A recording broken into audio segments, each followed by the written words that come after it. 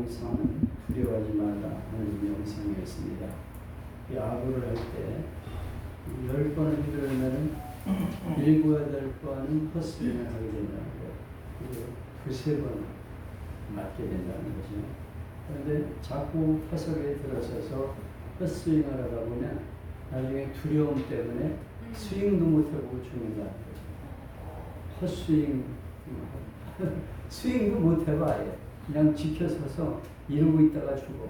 이게 삼진인데, 루틴 삼진인데, 우리가 전도라는 것도 그래요. 자꾸 이렇게 전도해봐서 안 되면 두려워지는 거죠. 누구한테 가서 얘기를 붙이기도, 교회 나가서요, 예수 믿으십니까? 종교가 뭐예요? 이렇게 얘기를 붙여야 되는데 그 자체가 안 되는 거죠. 두려움 때문에 못 나가는 경우가 대부분입니다. 저도 옛날에 본격적으로 전도하기 전에는 두려웠어요. 사람들 만나기가 두렵고 나가서 전도하기가 두려워가지고 나가지를 않았어요. 그런데 어떤 계기 때문에 전도하러 나가면서 계속 집집 돌아다니면서 누르다 보니까 나중에 용기가 나고 그게 생활이 되어버립니다. 그리고 누구를 만나든지 그냥 말 붙이는 거죠. 그래서 이런 얘기하면 저렇게 대답하고 있으면 자꾸 대화하다 보면 나중에 전도가 되는 것이죠. 우리의 전도 생활이라는 건 그렇습니다. 전도가 실패할 수도 있지만 계속해서 노력하는 헛스윙하다가 죽어도 괜찮아요. 근데 때려보지도 못하고서 삼진 나왔다 하면 안 된다는 거죠. 하나님이 우리에게 복음을 전하라고 했는데 누구를 만나는지 자신있게 휘둘러 보는 거예요. 맞든 안 맞든 그냥 휘두르다 보면 맞는 거야. 어떤 때 홈런도 되고 날아가는 건데 두려워서 떨다가 아예 스윙도 못하고 삼진 나왔다는 이런 신앙이 되면 안 되겠다 하는 그런 명상입니다. 공감이 가죠? 네. No fear. 두려워하지 마라. 두려워하지 마라. 두려움 때문에 결국 전도를 못하는 거예요. 그렇게 하지 말아야 된다 하는 것이 오늘 그 명상의 내용입니다. 그 밑에 인터넷에 나오는 게 연결이 안 되네요. 여기서는 우리 집에서는 됐는데 연결이 안 되기 때문에 지금 못 보셨는데 사진들의 모습입니다. 발레리나 강수진의 발은 아주 처참한 발이에요. 발레리나 있죠? 이렇게 발끝 세우고서 무용하는 거. 백조에 보시면 이게 얼마나 힘든 일인지 발이 완전히 비틀어지고 막 그 안에 옹이가 박히고 그래가지고 형편없는 발가락이 됐어요. 그만한 노력이 없이는 세계적인 발레리나가 될 수 없다는 거죠. 그 다음에 또 하나의 발레리는 사진은 리듬체조 손현재 선수. 리듬체조도 쉬운 게 아니에요. 계속 리듬체조 막 이렇게 막 돌리고 막 이렇게 빙빙 돌고 이러는데 발이 형편없어요. 그 사진을 보면 알 수 있는데 그게 없네요. 그 다음에 세 번째는 축구선수 박지성의 발. 박지성은 평발이죠. 평발이기 때문에 오래 뛸 수가 없는 발인데 그걸 가지고 기를 쓰고 연습을 하다 보니까 엉망이에요 발이. 그런데 그만한 노력 끝에 세계적으로 활동할 수 있었다. 그 다음에 마지막은 스케이팅 이상화의 발인데 이상화는 얼마나 스케이트를 신고 연습을 많이 했는지 발바닥이 완전히 굳은 살이 박혀가지고 노래요. 발 뒤꿈치부터 발바닥 전체가 노랗게 변했어. 하도 그걸 신고 스케이트를 하다 보니까 이만한 꾸준한 노력이 있음으로써 그렇게 세계적인 인물이 될 수가 있었다. 그런 것인데 우리는 아름다운 발 신경을 쓰지요. 요즘 보니까 참 발가락에다가 물음표를 하고 또 뭘 갖다 붙이더라고요. 손톱에도 붙이고 발가락에도 붙이고 발톱에도 붙이고 색깔 있는 것들을 막 붙여가지고 예쁜 발을 만들려고 했었는데 하나님 앞에 아름다운 발은 어떤 것입니까? 가장 아름다운 발, 하나님이 인정하는 발이 되어야 되죠. 사람들은 뭐 아름다운 발을 만들기 위해서 애를 쓰기도 하고 또 저 유명한 선수들은 보험까지 들어요. 내 발이 잘못됐을 적에는 보험이 몇십억을 보험금 들어가지고 보험금을 내더라도 하나님 인정하시는 말이 어떤 말이야 하는 것이 오늘 설교의 주제가 되겠습니다. 그리스도인들은 예수님을 나의 주인으로 또 나의 하나님으로 믿고 모시는 거죠. 그리고 그 이름으로 예수님의 이름으로 하나님께 기도하는 사람들이 그리스도인입니다. 그런데 이렇게 신앙을 고백하려면 믿음이 있어야 되고 어떤 믿음이냐면 하나님은 반드시 계시다. 이 믿음이 있어야 되죠. 히브리서에 보면 11장에 믿음이 없이는 하나님을 기쁘시게 할 수 없나니 반드시 하나님은 계신 것과 그가 자기를 찾는 자들에게 상주이심을 믿어야 할지니라. 하나님 반드시 계시고 하나님을 찾는 자들에게 상 주신다. 하나님 앞에 기도하는 자 응답하시고 하나님을 일하는 자 상 주신다. 이걸 믿어야 된다는 거죠. 믿음이 있어야 기도도 나오는 거죠. 믿음이 없이 무슨 기도가 되겠습니까? 그리고 하나님의 사랑을 믿고 내가 회개하면 용서해 주신다는 것을 믿는 게 그리스도입니다. 탕자가 집으로 돌아올 때 아버지가 나를 용서해 주실 것이다 하는 걸 믿었기 때문에 돌아오는 거죠. 쥐옥나무 열매를 먹으면서 돼지들이 먹는 음식을 먹으면서 고통 중에 있다가 내 아버지 집에 돌아가자. 내 아버지 집에는 품꾼들이 많은데 그들에게 먹을 것을 주는 우리 아버지를 생각하면서 돌아가자. 그리고 돌아와요. 결국 이 아들은 아버지의 환영을 받죠. 그의 기대대로 아버지는 환영을 해줍니다. 왕발치에서 아들이 오는 걸 보면서 달려나가서 그 아들을 맞아줘요. 그리고 양잡아라, 소잡아라, 잔치를 열어요. 아들 그까짓 거 없으면 된다고 생각할 수 있는 아들인데 재산 정리해가지고 나가서 다 없애고 허랑방탕하고 돌아오는 아들, 빈손으로 돌아오는 그 아들을 위해서 잔치를 열어. 그것이 바로 하나님의 사랑이라는 거죠. 우리가 하나님께로 돌이키면 하나님이 벗은 발로 가지고 나와서 맞아주시는 하나님. 그분이 하나님이시다. 이걸 믿기 때문에 우리는 하나님 앞에 나와 기도하고 내가 하나님 앞에 이렇게 죄를 지었습니다. 이렇게 죄를 자백할 수 있는 거죠. 이게 없으면 어떻게 우리가 하나님을 믿겠어요? 하나님이 내가 또 죄를 지었는데 이걸 용서해 주실까? 용서해 주는 걸 믿지 못하면 나오지는 못해요. 왜냐하면 이거 교회 나가는 게 두려운 거예요. 나 같은 인간 나가서 벼락 맞아 죽지 않을까 그러면 어떻게 교회 나오겠어? 하나님이 그럼에도 불구하고 나를 사랑하신다 하는 걸 믿기 때문에 우리가 하나님 앞에 나와 예배를 드리는 거죠. 그래서 그 믿음이 바로 중요한 것입니다. 그런데 그 회개, 돌이키고 하나님 앞에 돌아오는 것도 내 마음대로 못해요. 하나님이 기회를 주셔야 돌이키게 되는 것입니다. 그 사람이 탕자가 돌이켜 이렇게 돌아오는 것도 아버지의 그 간절한 마음이 거기에 닿았을 거예요. 하나님이 사랑하셔서 회개할 기회를 주시는 거죠. 어떤 사람은 뉘우치기도 하고 고쳐야 된다고 생각하면서도 세월만 보내다가 차 사고로 죽어버려요. 참, 내가 교회는 꼭 나가야 될 겁니다. 내가 나가겠습니다. 이러지만 기회를 갖지 못하고 죽는 사람이 있어요. 그래도 병원에 가서 기도하며 죽어갈 수 있는 사람은 복 받은 사람이에요. 하나님이 기회를 주시니까 그게 나가서 교통사고를 죽거나 아니면 무슨 뇌출혈로 쓰러지고 심장마비로 죽을 수도 있는데 그래도 병원에 입원해가지고 죽는 거는 복이야. 왜냐면 회개할 기회를 주잖아. 그래서 하나님 내가 잘못했습니다. 하나님 나 용서해 주세요. 그리고 회개하고 죽는 게 복이라 이거죠. 여러분 언제 사실 우리가 죽는 순간을 우리가 알 수가 없잖아요. 그런데 어떤 일은 내가 꼭 믿기는 믿을게요. 근데 죽기 하루 전에 믿을게요. 이런 인간들이 있어요. 제일 얄미운 말이 그런 사람이에요. 죽기 하루 전에 예수를 믿겠대. 하루 전 지가 죽을지 언제 아는 거야. 하루라는 건 하나님이 보장하는 하루니까. 내가 생각하는 하루지. 아니 기회가 없다니까. 하나님이 허락하지 않으면 그냥 가는 거예요. 하룻밤 안에. 그래도 기회를 주셔가지고 회개할 기회를 가지고 죽는 사람은 복 있는 사람이다. 여러분 믿음은 내 것이 아니에요. 그래서 에베소서 2장 8절에 보면 믿음은 하나님의 선물이다.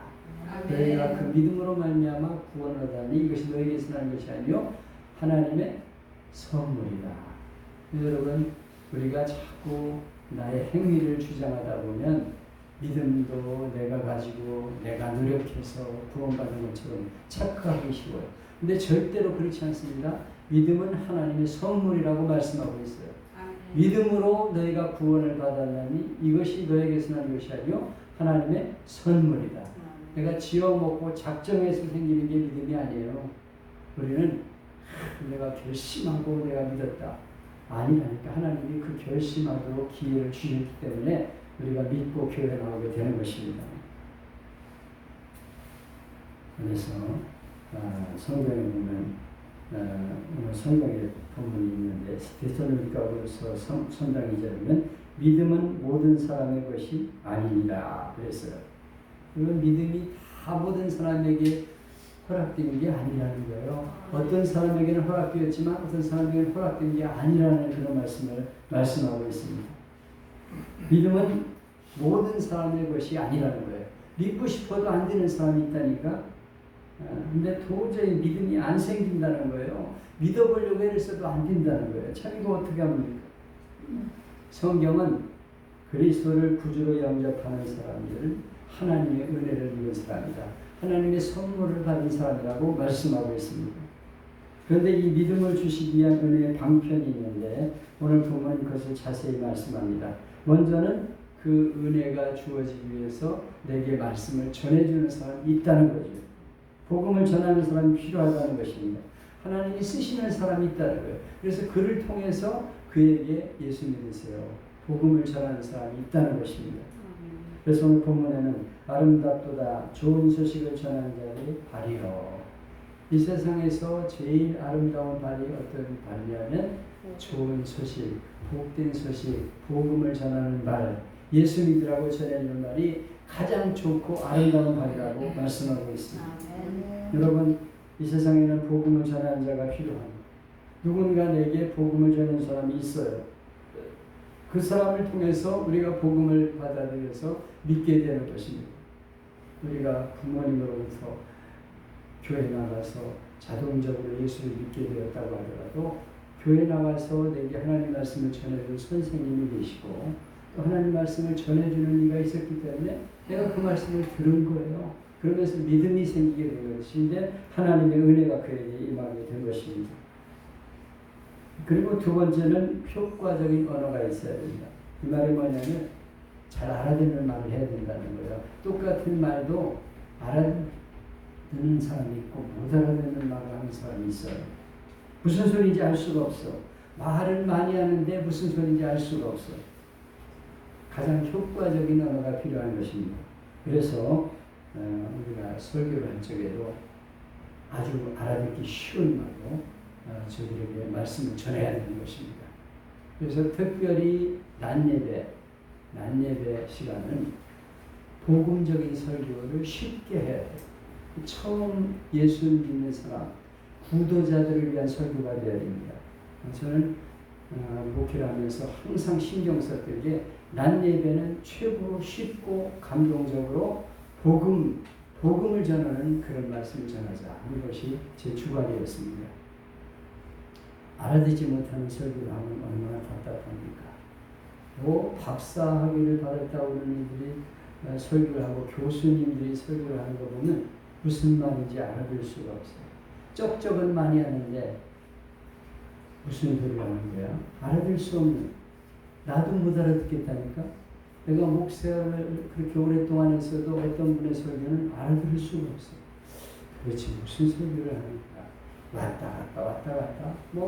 헬라어를 끌어들였다가 히브리어를 말했다 그러는데 도대체 그런 설교를 하면 안 된다는 거죠. 효과적인 설교, 알아들을 수 있는 설교를 할 수 있어야 된다는 것입니다. 이해가 되십니까? 아멘. 네. 재미있고 감동적으로 쉬워야 돼요. 복음적인 설교는 아주 쉬운 설교를 해야 됩니다. 그래서 낮 예배는 구도적인 설교가 돼야 한다. 새벽 기도에는 여러 가지 생명의 말씀에서 나온 거라든가 큐티를 가지고 할 수도 있고 또는 어떤 성경을 하나 택해가지고 쭉 강의소리 할 수도 있어요. 수요 예배도 그렇게 할 수 있습니다. 그러나 낮 예배만은 그렇게 하면 안 돼요. 낮 예배는 구도자들을 위한 설교가 되어야 됩니다. 저는 그게 내가 강조하고 싶은 거예요. 이번에 책을 쓸 적에도 이제 유언적인 설교에 대해서 내가 얘기할 텐데 그 내용에도 그걸 제가 강조하겠습니다. 내가 마지막으로 우리 설교자들이 꼭 하고 싶은 얘기가 있다. 그는 낮 예배는 구도적인 설교를 해라. 쉽고 감동적이고 재미있는 설교 듣고서 나도 예수 믿어야 되겠다 이런 생각이 나오는 설교를 해야 된다는 거죠. 신약교회는 은사 중심의 설교가 좋습니다. 그래서 설교하고 반드시 기도해 주는 시간을 가질 필요가 있습니다. 왜 자꾸 기도만 쫓아다닙니까? 컬컬하니까 그래요. 거기서 막 찬양 뜨겁게 하고 여기 아픈 이들 나오라 그래가지고 기도해주고 또 그 자리에 있어도 막 기도해주고 이런 은사적인 집회가 금요일 날에 있어야 된다고 생각해요. 일주일에 한 번은 반드시 은사 집회를 해야 됩니다. 교회도. 왜냐하면 우리의 예수님의 목회를 보면요. 설교와 그리고 전도와 치유 3대 사역이 있어요. 하나님 말씀을 가르치는 것과 설교와 또 이렇게 복음을 전하는 그런 시간이 있었어요. 그리고 전도 여기저기 다니면서 복음을 전하는 일이 있었습니다. 그리고 세 번째는 치유예요. 병을 치유하는 것인데 이 치유 설교가 한국에는 너무 약해요. 그래서 마치 몇 사람에게만 한정되어 있는 것으로 생각하고 있는데 천만의 말씀이에요. 하나님이 누구에게나 은사를 주셨다고 약속하고 있어요. 그냥 믿음으로 손 얹으면 역사가 일어나는 거예요. 근데 그걸 두려워하거나 어떤 특별한 사람에게만 주어진 것으로 착각하고 있어요. 그렇게 해서는 안 됩니다. 한국교회가 이 치유적인 예배가 살아나야 돼요. 그래서 금요 신약 기도회는 치유적인 설교를 하고 치유하는 시간을 반드시 가져야 된다고 하는 생각을 하고 있어요. 근데 그걸 사실은 내가 쓰고 있는 책에 쓰고 싶은 거예요.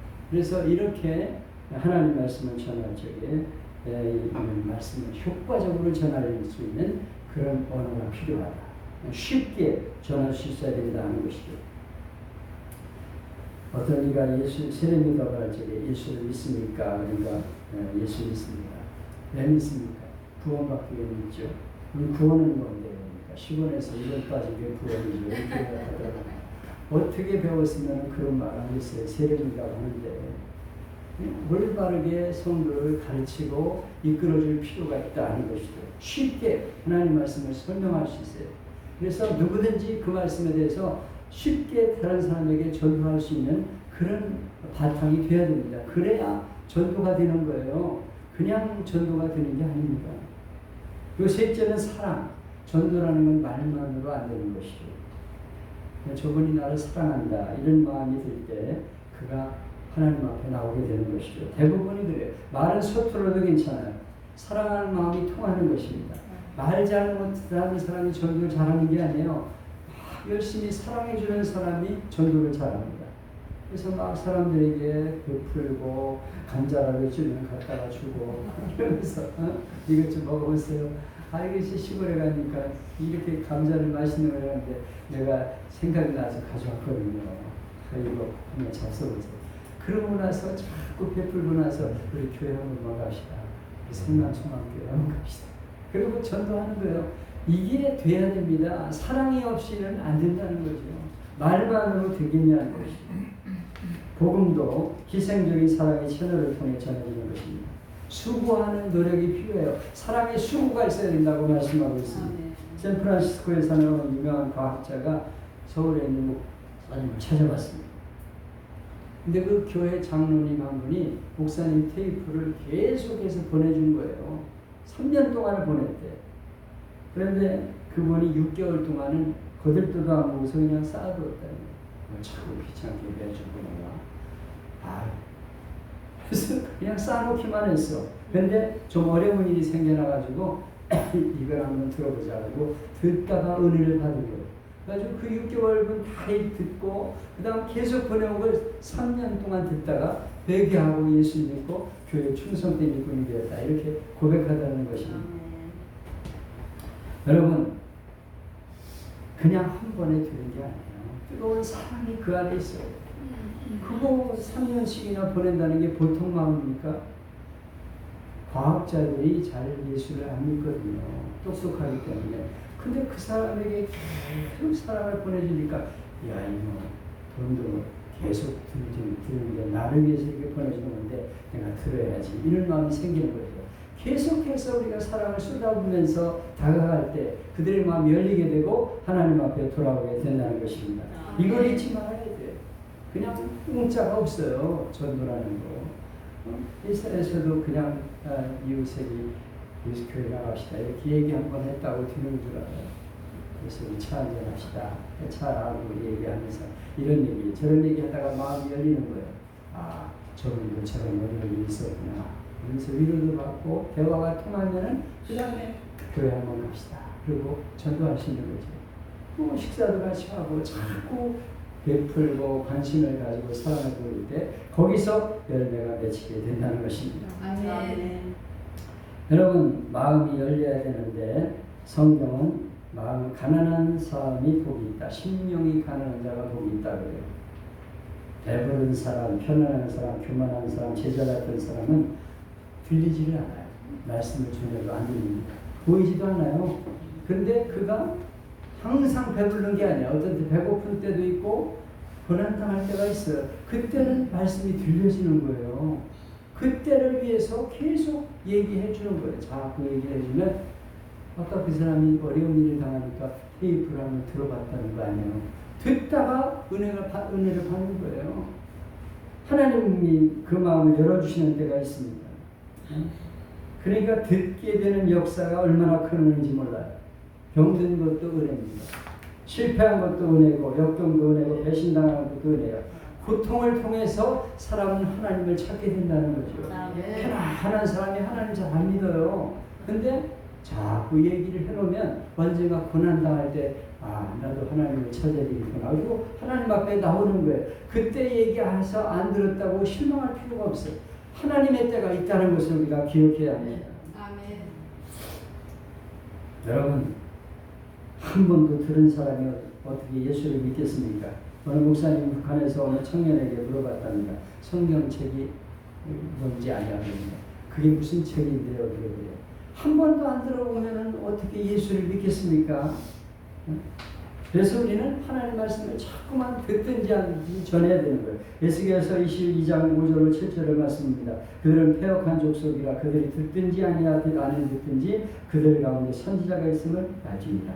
듣든지 아니 듣든지 자꾸 말씀을 전하는 선지자가 되어야 한다는 것입니다. 예수님 말씀하신 씨 뿌리를 보면 비유를 보면 상당히 낭비예요. 왜냐하면 옥토만 골라가지고 씨를 뿌려라 이게 아니에요. 그냥 길가에 뿌리고 바위를 뿌리고 그냥 휙휙 던지는 거예요. 이스라엘의 씨 뿌리는 방법은 말 등에다가 나귀 등에다가 곡식자를 해가지고 구멍 뚫어 놓고서 이렇게 끌고 다니면서 뿌리는 방법과 휙휙 뿌리는 방법이 있는데 이렇게 휙휙 뿌려 넣는 거예요. 그러면 그게 옥토에도 들어가고 길가에도 들어가고 바위에도 들어가지만 옥토에 떨어지는 씨앗이 있다는 것이죠. 우리가 하나님 말씀을 저 사람한테는 전하도 소용없다 이런 생각하면 안 돼. 저게 옥토일까 자갈밭일까 아니 저건 자갈밭이야. 아예 포기할 생각을 하면 안 돼요. 계속해서 전하는 거예요. 자갈밭에도 뿌리고 가시덤불에도 뿌리고 계속 뿌리는 거예요. 뿌리다 보면 옥토가 될 때가 온다는 것이죠. 아멘 좀 하소. 아멘. 듣든지 안 듣든지 계속 뿌리는 게 중요하다는 것을 말씀하고 있어요. 아멘. 전도할 생각을 아예 안 하니까 아멘도 안 해. 여기 중요한 말씀은 보내심을 받지 않았으면 어찌 전파하리요. 여러분 하나님이 보내심을 통해서 전도하게 된다는 거예요. 우리 마음에 감동을 주셔서 저 사람한테 내가 이 전도 좀 해야지. 예수 믿자고 해야지. 이걸 하나님이 그 마음을 주셨기 때문에 가능하다는 거예요. 보내심을 받은 자가 복인 거예요. 아멘. 보내지는 게 은혜입니다. 들음이 은혜고 들려지는 것이 은혜고 전함이 은혜인데 보냄을 받았다는 게 은혜인 걸 알아야 됩니다. 여러분 내가 한번 복음을 전합니다. 미면주일 학교 아이들에게 가르쳤는데 근데 얼마 후에 그가 예수를 믿었다는 거예요. 그래서 목사님 그때 우리 교사였을 적에 그때 가르쳐 주신 우리 선생님 그 말씀을 듣고 제가 지금까지 예수를 믿습니다. 이런 아이들이 나와요. 내가 옥산 교회에서도 아이들을 모아놓고 막 여기 우리 이정숙 전도사가 있지만 대단했죠. 아이들이 뭐 우리 집 하나 오리되는 데를 일부러 막 떼를 지어서 몰려와. 그래가지고 나라같이 손잡고 찬송하면서 교회 가고 있는데 이 아이들이 예수를 믿게 되는 아이들이 많이 있어. 그래서 목사님 그때가 참 좋았어요. 목사님 그때가 좋았어요. 내 자랑 같아서 하지 말아야지. 아니 그 아이가 그때 예수 믿었다는 얘기가 있다니까요. 어떤 목사님이 부흥회를 했습니다. 근데 그 부흥회 했을 적에는 기억도 못하고 있는데 3년 후에 신학교에서 강의하는데 어떤 학생이 인사를 하는 거예요. 그러면서 목사님 제가 지금 신학교 졸업반입니다. 아니 누군데요? 그랬더니 목사님이 우리 지방에 와서 부흥회 하실 때 제가 선생님이었습니다. 고등학교 선생님이었는데 그때 은혜 받고 나서 내가 결심하고 신학을 공부하게 됐습니다. 이렇게 말하더라는 것입니다. 그러면서 그때 목사님이 하신 말씀을 다 지금 기억하고 있다는 거예요. 여러분 얼마나 중요한 일입니까? 나는 그냥 씨를 뿌렸는데 열매를 하나님이 거두게 주신다 이거예요. 복된 자가 바로 말씀을 전하는 자가 복된 자예요. 하나님이 그에게 기회를 주셨기 때문에 전도할 수 있었기 때문입니다. 여기 17절에 믿음은 들음에서 나며 들음은 그리스도의 말씀으로 말미암느니라. 믿음이 어떻게 생기냐? 하나님 말씀을 들을 때 믿음이 생겨요. 못 들으면 믿을 생각이 안 된다니까. 근데 자꾸 들어야 믿음이 생기잖아요. 그래서 우리는 전해줘야 하는 것입니다. 믿음은 들으면서 난다. 하나님 말씀을 자꾸 들으면 믿음이 생기게 된다는 것입니다.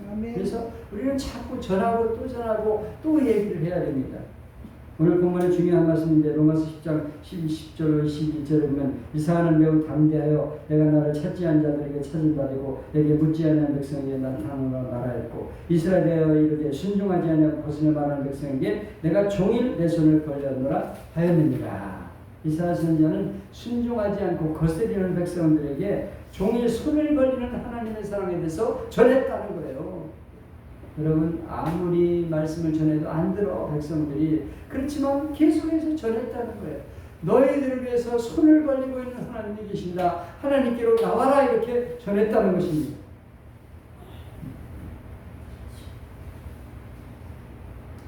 어떤 사람은 못 들어서 믿고 어떤 사람은 일부러 안 믿는 사람도 있고 어떤 사람은 의심이 많아서 못 믿기도 하는데 그러나 거스리고 순종치 않더라도 종일 손을 벌리시는 하나님의 사랑을 알려줘야 합니다. 여러분 하나님은 손을 벌리고 계신 하나님이에요.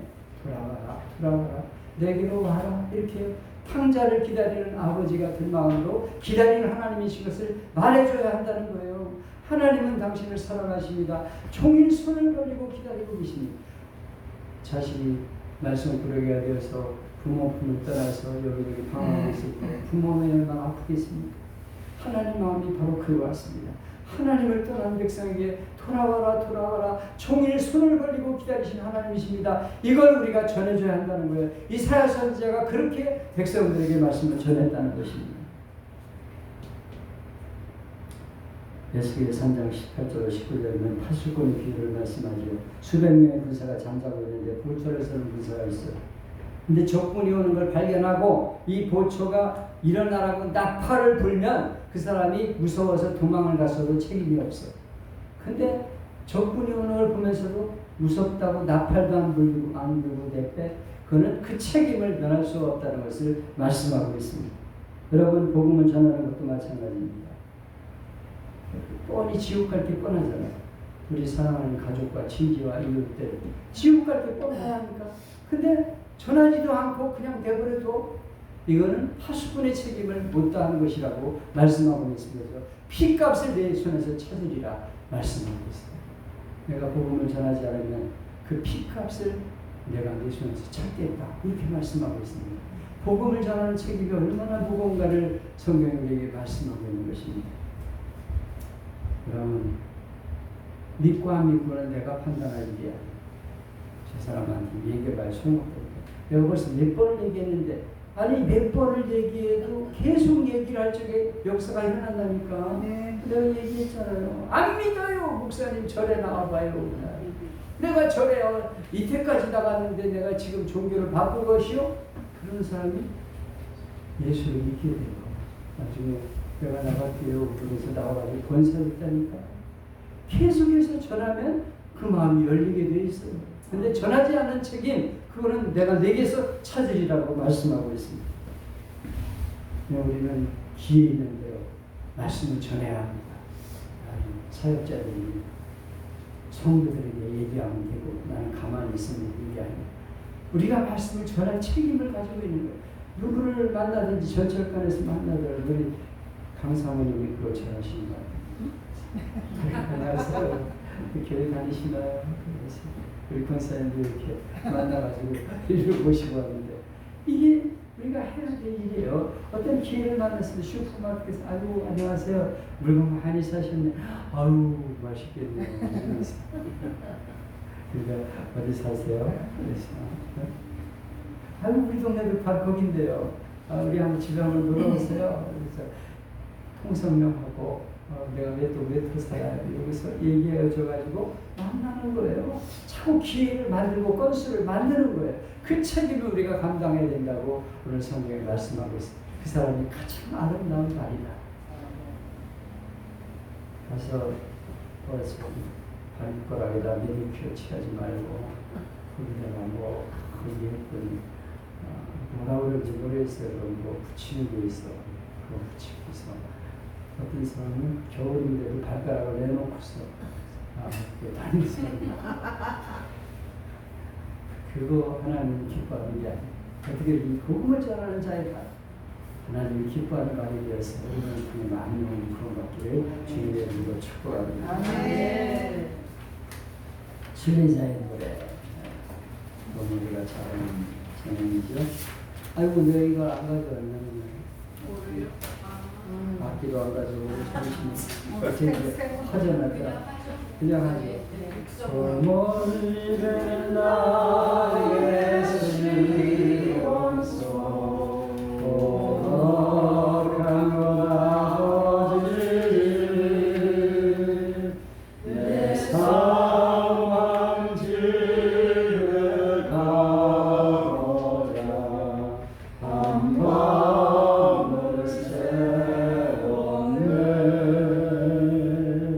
저 망망한 바다 위에